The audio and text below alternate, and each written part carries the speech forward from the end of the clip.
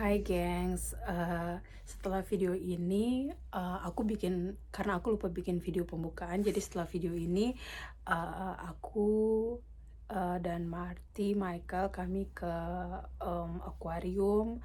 Kemudian di hari berikutnya aku ajak mereka jalan-jalan naik kereta, pertama kali naik kereta. Jadi kalian bisa lihat gimana ekspresi mereka di akuarium dan pertama kali naik kereta.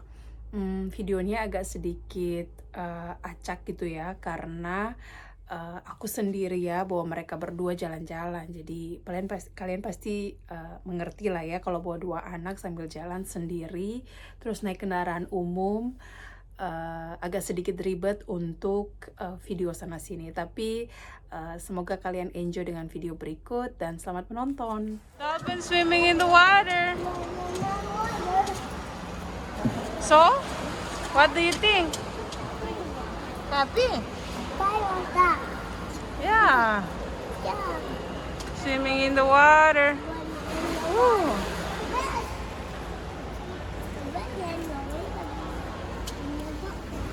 Michael.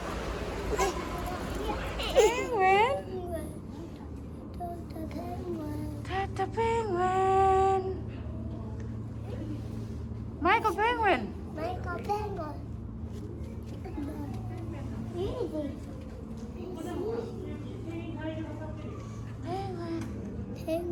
Kita lagi di ini akuarium ya. Akuarium di tempat kami tinggal. Tuh anak-anak.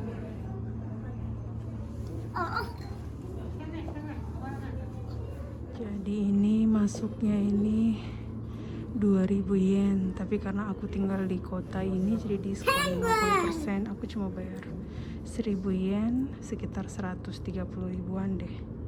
Terus anak kecil di bawah 3 tahun kayak Marty dan Michael gratis.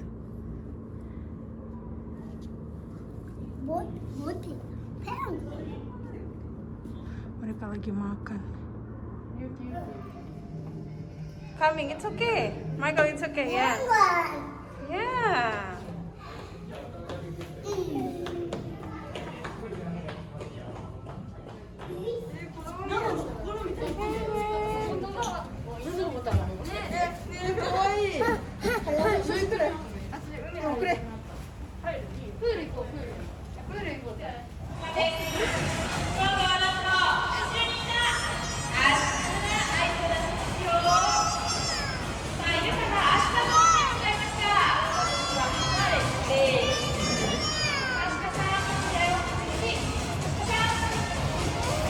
Look at the sea lion, buddy.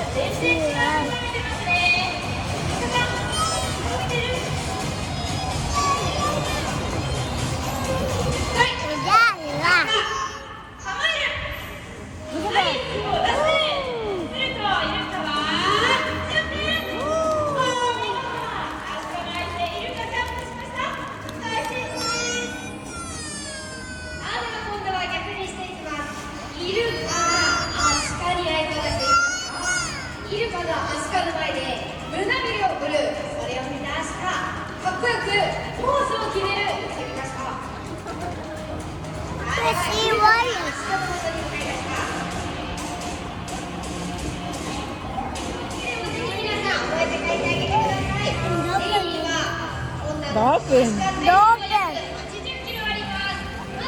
Sit nice, buddy. Sit nice.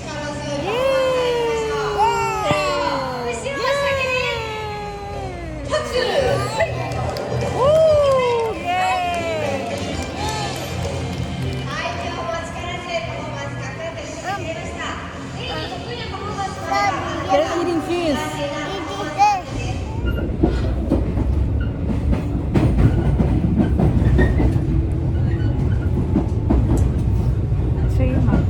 It's very.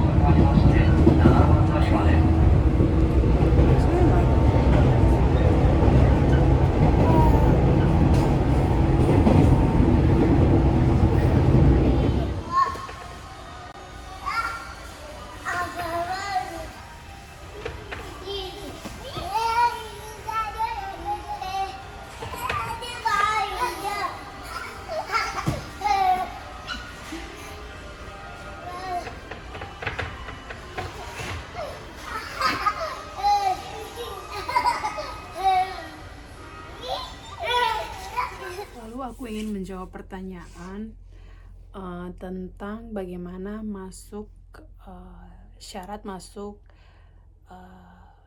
TK. Jadi ini TK apa ya? Daycare lah ya di Jepang itu seperti apa? Istilahnya itu adalah hoikuen atau yochien gitu.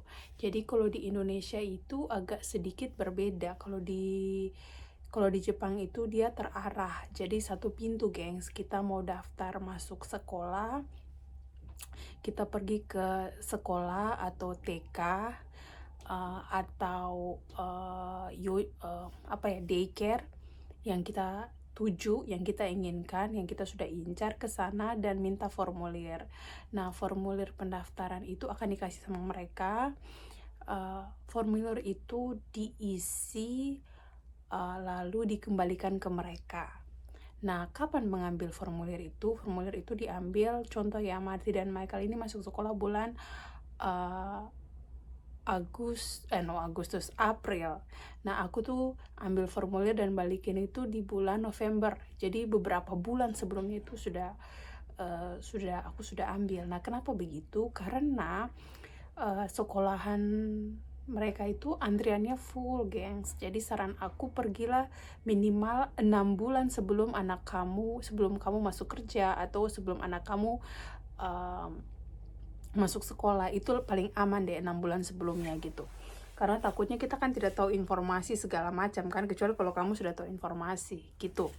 Lalu ke sana, dan di saat kamu mengembalikan formulir itu, kamu wajib bawa ingkang atau stamp. Di Jepang itu ada istilahnya stamp ya, setiap orang punya stamp. Jadi mereka tidak pakai tanda tangan, tapi mereka tuh pakainya stamp atau ingkang. Lalu yang kedua, apalagi ya, kayaknya my number itu kayak social security number gitu. Itu yang harus dibawa sama kalau nggak salah KTP Jepang gitu, KTP Jepang orang tua gitu. Nggak usah anak, nggak usah dibawa, dikembalikan. Lalu kita akan menunggu jawabannya itu bukan dari sekolah yang tadi kita mendaftar, tidak, tetapi jawabannya itu akan datang dari istilahnya apa ya, bagian anak di City Hall. Jadi di Jepang itu sistemnya itu satu pintu. Buat kalian yang baru, di Jepang itu sistemnya satu pintu. Kayak di dalam kantor, mereka punya kantor besar, di dalam itu sudah ada bupati atau gubernur gitu, sudah tinggal di situ. Bupati, kemudian semua kalau mau ngurus nikah, kelahiran, kematian, asuransi, pajak daerah ya maksudku, terus sekolahannya anak, terus apalagi semuanya.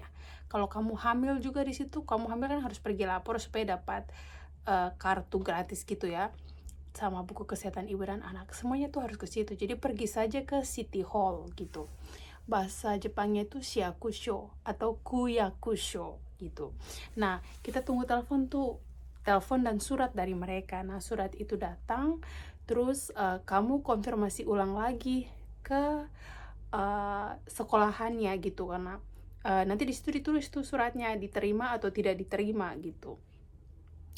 Nah, semuanya suratnya itu dalam bahasa Jepang, gengs, tapi alurnya kurang lebih seperti ini. Lalu aku kemarin tuh aku telepon konfirmasi bahwa anak saya itu keterima di sekolahan kamu gitu, di sekolahannya ya.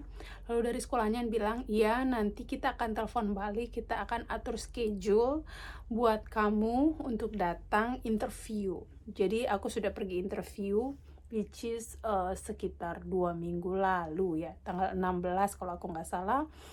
Terus interview itu pun aku tidak bawa apa-apa, gengs. Aku di sana aku dijelaskan apa yang harus disiapkan untuk masuk sekolah, kayak contoh kasur, bantal gitu ya. Kan di Jepang itu ada yang aku sudah tunjukin di video sebelumnya ya. Contohnya ini nih, ini kasurnya ya, kasur buat tidur siang. Terus nanti pergi ke sekolah itu apa saja yang disiapkan tiap hari yang harus dibawa, terus download aplikasi apa yang dipakai untuk pelaporan, apa sih istilahnya, untuk komunikasi sama gurunya itu kita pakai aplikasi gitu. Tapi ini sebenarnya beda sekolah, beda peraturan ya, beda kebutuhan yang dibutuhkan itu pun beda gitu. Jadi tapi kalau setahu aku, kalau ke sekolahan Jepang anak-anak rata-rata bawa futon. Itu buat anak TK dan daycare. Sedangkan kalau buat SD setauku sudah tidak bawa itu tuh. Lalu persiapan segala macam ono ini kucrut, dan nanti terus dikasih tahu tuh planning 1 tahun, jadi kalender sekolah selama 1 tahun itu sudah dikasih tahu harus apa aja gitu. Terus sebelum anak-anak masuk sekolah itu ada istilahnya latihan untuk masuk sekolah, jadi biar mereka itu bisa beradaptasi. Jadi mereka itu kemarin disuruh untuk latihan, dan aku itu ngomong sama gurunya. Awalnya itu harusnya bulan 4, tapi aku bilang aku bulan 4 aku sudah mulai kerja. Terus akhirnya di reschedule, jadi minggu depan anak-anak ke sekolah, which is 3 hari cuma setengah hari, jadi cuma sekitar 3 jam, dari jam 9, 10, 11, 4 jam. Jadi 3 hari 4 jam di sekolah. Terus hari berikutnya itu full day, jadi dari jam 9 sampai jam 6 sore. Tapi kalau aku udah mulai kerja, mereka bakalan pergi sekitar 7.30 sampai jam 6 sore, sekitar itu ya. Tapi kita lihat gitu. Jadi kenapa begitu? Supaya gurunya bisa beradaptasi sama anaknya juga bisa beradaptasi dengan orang-orang di dalam sekolah, sama gurunya, sama teman-temannya gitu, gengs. Dan karena pergi sekolahnya itu apa ya, mereka tuh kayak ada kalender di mana ada makanan gratis, ada makanan yang tidak didapatkan di sekolah. Jadi di sekolah Jepang itu rata-rata itu makanan sudah ada, jadi kamu makan siang di sekolah, jadi kita sudah bayar itu plus makan siang, jadi tidak perlu lagi bawa bekal gitu kan. Tapi karena ini minggu-minggu untuk masuk tahun ajaran baru itu tidak ada bekal dari sekolah, jadi aku harus bikin bekal buat makan siang mereka di sekolah, katanya gitu. Terus snack sih ada gitu ya. Apalagi ya, oh ya, terus pembukaan sekolah. Nah, pembukaan sekolah nanti di hari Sabtu. Setelah pembukaan sekolah, hari Seninnya sudah mulai seperti biasa. Jadi kurang lebih begitu sih kalau di Jepang. Nah, kalau Indonesia tuh aku kurang tahu seperti apa. Nah, kebetulan anak-anakku itu masih yochien, bukan yochien, sorry, hoikuen. Jadi hoikuen itu kayak daycare. Kalau yochien itu setara dengan TK, itu anak jalan 4 tahun. Jadi di tahun itu jalan 4 tahun gitu. Oh ya, terus kenapa masuk sekolah di bulan 4? Karena di tahun ajaran di Jepang itu semuanya dimulai di tahun di bulan April ya, di bulan April, bukan di bulan Indonesia kalau nggak salah Juni apa Juli gitu ya, kurang tahu deh. Nah, kalau di Jepang itu pokoknya tahun ajaran baru itu dimulai di bulan April. Jadi dari daycare sampai SMA gitu semuanya di bulan 4. Tapi tentunya kalau SMA sepertinya dia sedikit lebih telat ya, Kalau TK sama daycare itu dia tepat waktu. Pokoknya bulan 4 awal bulan tuh langsung mulai. Seperti itu, gengs. Semoga buat Archipelago Indonesia yang sudah bertanya pertanyaan ini, semoga kamu ada gambaran, dan buat teman-teman yang nonton juga biasa ada gambaran bagaimana ngurus sekolah anak daycare di Jepang. Oke, bye.